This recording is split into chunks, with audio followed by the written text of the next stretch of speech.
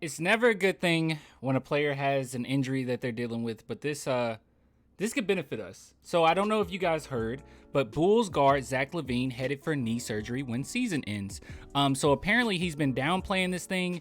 It has not been it's not been good for him. But as you can see here, back in early March, Lavine was discussing the severity of the discomfort and said, me at 80%, 70%, whatever it is, I'm still one of the best players in the NBA and damn sure one of the best players on the court when we play. Woo! Wow, that's something. But it continues to say, according to a source close to the situation, however, Lavine's knee was more like 50%, and that's on a good day. So if you don't know what's going on, Zach Lavine is dealing with a knee injury, and he's definitely downplayed it, and he's going to have surgery.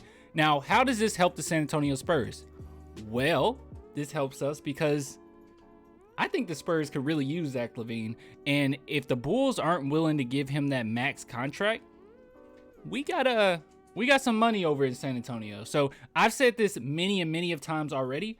I'm not necessarily crazy on the idea of going into a free agency and just throwing money at anybody and saying, okay, now it's time for us to build our dynasty back up. The reason why I really want Zach Lavine, I want Zach Lavine and DeAndre Ayton, but the real reason why I want those guys is because it's a way for the Spurs to have what they wanted this whole time. The San Antonio Spurs been wanting to make their cake, get their cake, deliver the cake, and then eat it too. They've been wanting to do everything with their cake, okay? Pause. But they just have.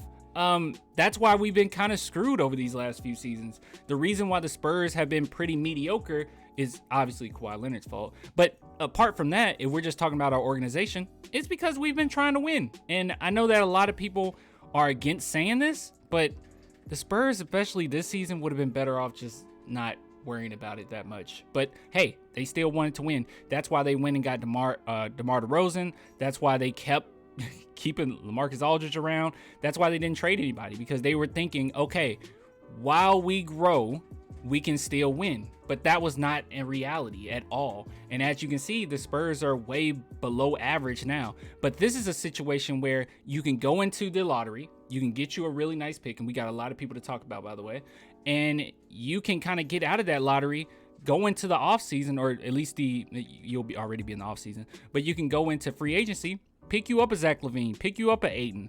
And if you have those two guys, or at least one of those two guys, you can kind of have both at that point. Because I think that I know some people don't believe this, but I think this draft alone will be enough for the Spurs to rebuild. We don't know what pick we're going to get. Obviously, if we get 1 through 4, I'm 100% sure and positive that we probably won't need another tank, right? We won't need a tank at all. Or if we do get 9th, I'm about, just like Zach Lavine said here, I'm about 80 to 70% sure that we'll be okay. So look, there's a lot of good players going into this draft. If we get one of those guys, we can already be kind of building these guys up. They can learn from these veterans, and all the while, I think they'll stay in the playoffs. If you get a Zach Lavine or DeAndre Ayton, actually, I would double down and say if you add one of those two, you're a playoff contender, and you're a legitimate playoff contender. I truly do believe that, because I do believe that Primo is going to make a big jump.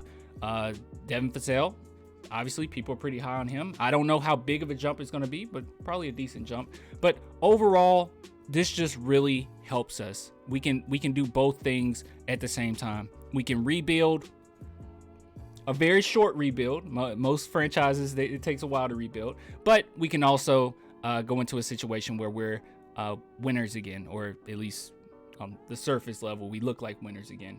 And I want to add this as well, because I talked about this before, but Zach Lavine is very close to Dejounte Murray. Not too many videos ago we talked about it, but I don't know if you guys remember, but Dejounte Murray, he had a Chicago Bulls jersey on in a post. It wasn't him. He wasn't actually wearing it. It was edited. And Zach Lavine liked the post. So he really wanted Dejounte Murray. And Dejounte Murray's been very vocal on his friendship with Zach Lavine. So it will work perfectly. It will be a beautiful match made in heaven. So you guys let me know what you think. I just want to throw this out there. I saw the news and I was like, look, this benefits us whether you want to see it that way or not. So I'll get with you guys later. Till next time. Deuces.